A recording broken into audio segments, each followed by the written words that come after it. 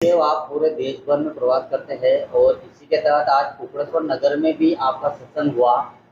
क्या लगता है कि वर्तमान का जो परिवेश है वो सनातन धर्म की ओर अग्रसर हो रहा है?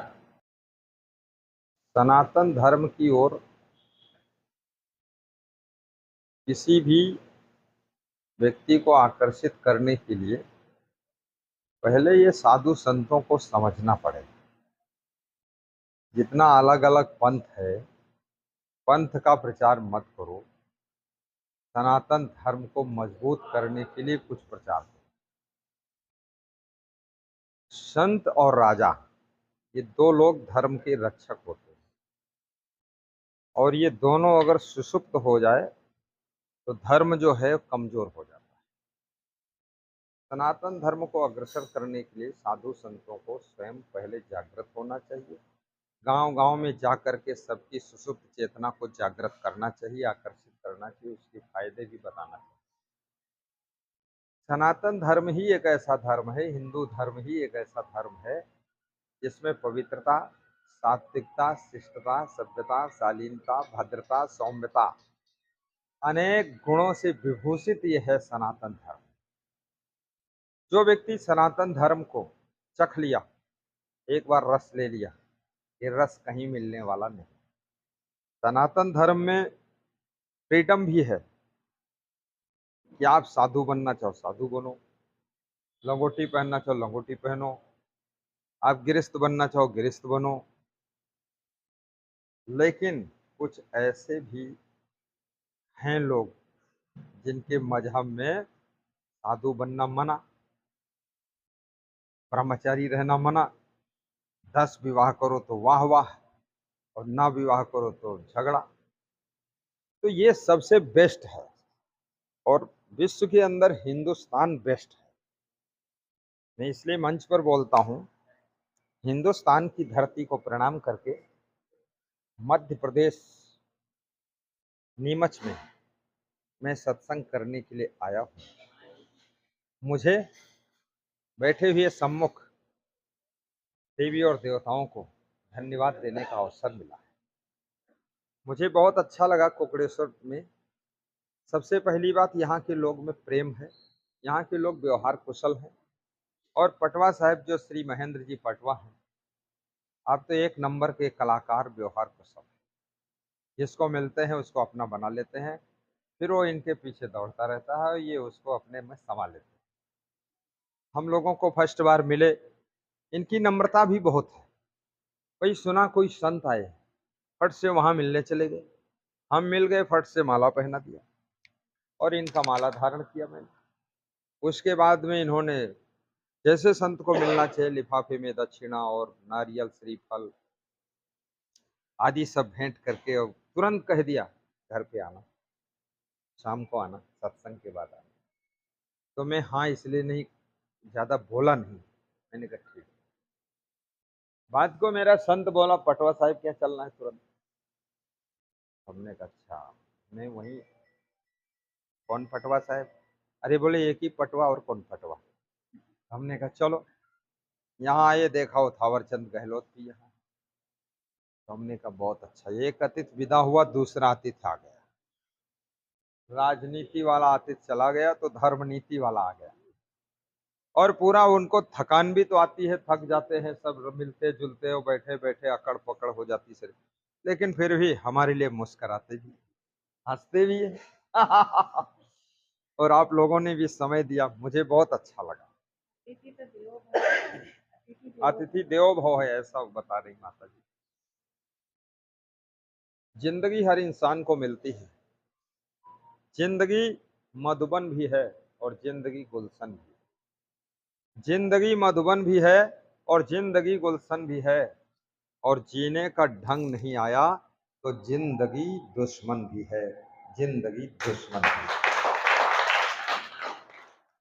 जीना सीखो। जीना सीखना है तो आप ऋषि मुनि साधु संतों के शास्त्रों को पढ़ो, उससे हमें सलीका आ जाएगा, तरीका आ जाएगा, और हम अपने आप के अंदर परिवर्तन करेंगे। मानव मन घर को देखकर उसमें परिवर्तन करता है। गाड़ी में परिवर्तन करता है, सब जगह चेंजिंग करता है, सुंदर बनाता है। याद रखना है मानो, सबको परिवर्तन करके अपने मन के अनुकूल सुंदर बनाता है तू, लेकिन अपनी जिंदगी को भी इतना परिवर्तन कर कि तेरी जिंदगी को देखकर दूसरे लोग अपनी जिंदगी वैसी बनाने की कोशिश करें। जिंदगी ऐसी बना जिंदा रहे दिल साथ तू। अरे जिंदगी ऐसी बना जिंदा रहे दिल साथ तू। दुनिया में तो दुनिया को आए याद तू। तू न हो दुनिया में। हम हैं, तुम हो, सब हैं, ये हैं, वो हैं, कौन है?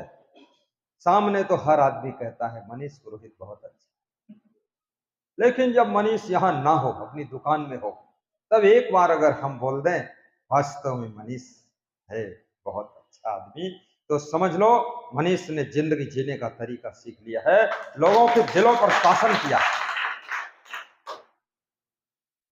जीना ऐसा जीना हो कि जीना किसी का तड़पाए तू। जैन मुनि कह रहा है कि तुम भी जीना चाहते हो, लेकिन कुछ और जीव जंतु हो भी जीना चाहते। ये जीने का ढंग नहीं है कि दूसरे जीवों को तड़पाओ और तुम मुस्कुराओ और फिर जियो। ये जीना तुमको भारी पड़ेगा। जियो और जीने दो। स्वामी महावीर भगवान ने कहा, खाओ और खाने दो दूसरों को, सो और सोने दो, डिस्टर्ब मत करो दूसरे, और बसो और बसने दो। मानता हूं तुम बहुत बड़े बुद्धिमान हो, लेकिन ये फार्मूला जिस दिन ले लिया, उसी दिन भगवान महावीर की कृपा बरसेगी, उसी दिन विश्व के सब साधु संतों का आशीर्वाद बरसेगा। वो साधु संत यहाँ पहुंचे न पहुंचे, उसका आशीर्वाद ऐसे पहुंचेगा जैसे दूर से सूरज की किरणें यहाँ पहुंचती हैं, ऐसे आशीर्वाद की किरणें पहुंचती। जीना ऐसा जीना हो, जीना किसी का तड़पाए तू। मरना ऐसा मरना हो, बसंत भाई, मरना ऐसा मरना हो कि मर कर फिर ना आए तू। यानी मोक्ष हो जाना चाहिए। ये 100 साल क्या किया? मोक्ष का कोई प्रबंध नहीं किया, सब धागे पर धागा लपेटते गए, माया के बंधन में बंधते गए। ये मनुष्य जीवन माया के बंधनों को काटने के लिए मिला है, एक भी बंधन नहीं काटा, 1 लाख बंधन और लगा लिया। धिक्कार है तेरी जिंदगी को, सारे बंधन को ज्ञान की कृपा से काट दीजिए और मोक्ष को प्राप्त करिए। एक बार मरकर दोबारा मरना ना पड़े, ऐसी मौत मर जाए। मरना ऐसा मरना हो कि मर कर फिर ना आए तू। क्या रखा है दुनिया, जब जब जन्म होता बहुत झंझट है जीवन। ऐसी मौत मरो, शरीर के मरने से पहले वासनाओं को मारो, शरीर के मरने से पहले ममता और आसक्ति को मार दो। ममता तो न गई मेरे मन से, न मन मरा न माया मरी, मरी मरी गया शरीर। माइक दो इस बच्चे को जरा। आए माइक किसके पास है उधर? ओ आशा तृष्णा ना मरी, कही गए संत कबीर। ममता तो न गई मेरे मन से, ममता तो न गई मेरे मन से। पाके केश बाल जन्म के साथी, पैदा होते हैं तो बाल साथ में आते हैं, ये जन्म के साथी बाल भी पक गए, रंग बदल दिया। हे इंसान, इन बालों को देखकर तू भी जिंदगी का ढंग बदल दे। जब बालों ने रंग बदला तो तू अपना ढंग बदल। ये क्या शराब पी रहा है, क्या बीड़ी पी रहा है। सभा में बैठे हो, बीड़ी पीने की जब आदत उमड़ती है तो चुपके से निकल कर उधर पीते हैं। ये 5.5 फुट का आदमी 1 इंच बीड़ी के सामने घुटने टेक देता है। ये बीड़ी तुमको वहां क्यों ले गई, इसकी आदत को जीतो। ममता तू न गई मेरे मन से, पाके केस जन्म के साथी, पाके केस, बोलो आप।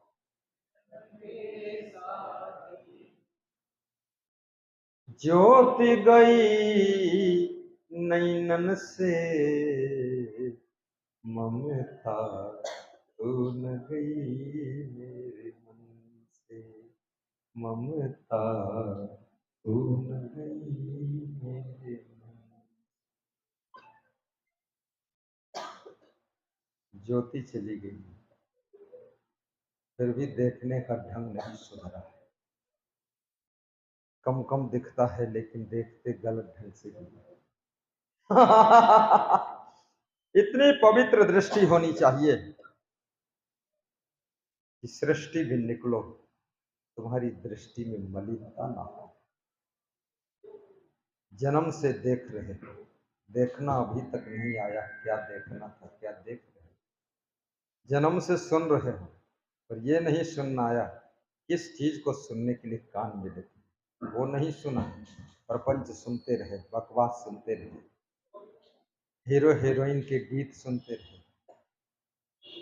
नहीं नहीं, अब थोड़ा सत्संग के शब्द भी सुन, जिसको सुनने के लिए कान मिले थे। ये मौका मिला था, थोड़ा भजन गा लो, बहुत गाली बक चुके हो, अब भजन थोड़ा बोलो। ये कुत्ते की टेढ़ी पूंछ संसार की सीधी नहीं होती है, ज्यों ही छोड़ोगे फिर टेढ़ी हो जाती है। इसलिए याद रखना, थोड़ा अंतर्मुख होकर के भीतर की मस्ती में भी गोता लगाया करो, और बाहर की व्यवस्था संभालने के लिए उसी समय तक मन को बाहर लाया करो जब तक व्यवस्था कंप्लीट ना हो जाए। कंप्लीट होने के बाद अंदर में जाकर गोता मारा करो। क्या ढूंढ रहे बन बन, घट घट में समाया है, तेरे भीतर मेरे भीतर उसकी ही तो छाया है। क्या ढूंढ रहे बन बन, घट घट में समाया है, घट घट में समाया है। बोलिए सदगुरु भगवान की जय, स्वामी महावीर भगवान की जय, ऋषभदेव तीर्थंकर भगवान की जय, पार्श्वनाथ भगवान की जय। ठीक है, गलत तो नहीं। नमो अरिहंताणम, बोलो नमो सिद्धाणम, नमो आर्याणम, नमो उज्जैनम, नमो लोये सब साहूरम। मैं जैन धर्म में बहुत प्रवचन किया, कोटा में श्री प्रकाश पालीवाल के यहाँ बहुत जाता हूँ, और वो अगर मैं 10 दिन रुकता हूँ कोटा तो 6 दिन आश्रम आकर के उनके साथ मेरा रमो आयरियाणम चलता रहता है। क्योंकि सार सार को गही रहे, अनंत शास्त्रम बहुलाश्च विद्या,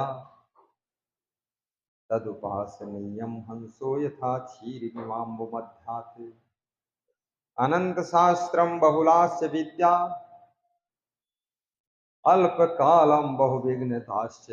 थोड़ा समय है, विद्या बहुत है, इसलिए सार सार ले लो। कैसे? जैसे हंस दूध पानी मिक्स है, उसमें से सार सार दूध पान कर लेता, पानी छोड़ देता है।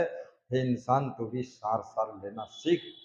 गांधी बापू को अंग्रेजों ने गालियां लिख कर दिया, 4 पेज पढ़ा, उसमें से आलपिन खोल कर रख लिया, कागज फेंक दिया। अंग्रेजों ने कहा कुछ मिला? बोले आलपिन काम का था, बाकी सब असार था, उसको फेंक दिया। सार सार को गही रहे, हो था दे उड़ाए, साधु होना चाहिए जैसे शुभ सुहार। मंगल भवन अमंगल हारी, मंगल भवन द्रवहु सुदशरथ अजीर बिहारी, द्रवहु सुदशरथ मंगल भवन अमंगल हारी, मंगल भवन अमंगल हारी।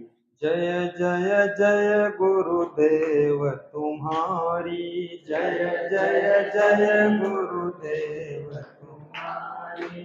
करहु कृपा तुम कृष्ण मुरारी, करहु कृपा तुम कृष्ण मुरारी।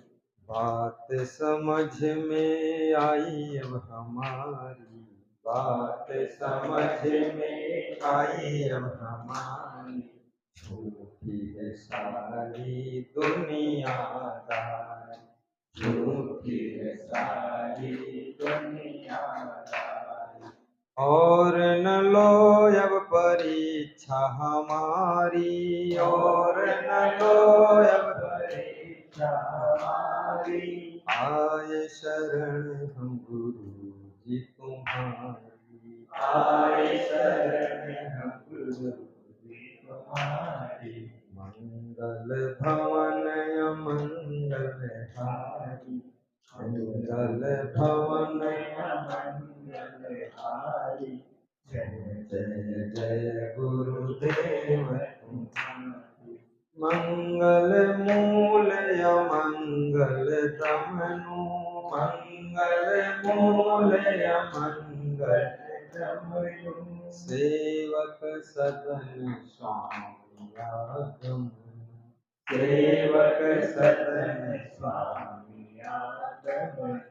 नाथ सकल संपदा तुम्हारी, मैं सेवक समेत सुत नारी, मैं सेवक समेत सुत नारी। बोलिए सद्गुरु भगवान की जय, बोलिए संत भगवान की जय, बोलिए भक्त भगवान की जय, बोलिए आज की आनंद की जय, पटवा परिवार की जय, श्री महेंद्र भक्त की जय, श्रीमती उर्मिला भक्त की, सुधा की, हमारी बसंत की, फिर सभी संत की, ये सब भक्त की। ठीक है, पूरा प्रवचन जो व्यास गादी पर बैठे बैठे 2.5 घंटे में थोड़ा थकान आई थी, पटवा परिवार में आकर के थकान जो है मुस्कान में बदल गई। और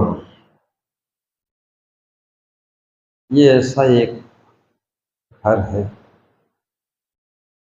मुझे लगता है सुबह से शाम तक 200-250 लोगों की सेवा होती है। नाश्ता पानी जलपान, आओ जी खाओ जी बैठो जी मुस्कराओ जी फिर जाओ जी फिर आओ जी, ऐसा यहाँ चलता ही रहता है लग रहा मुझे।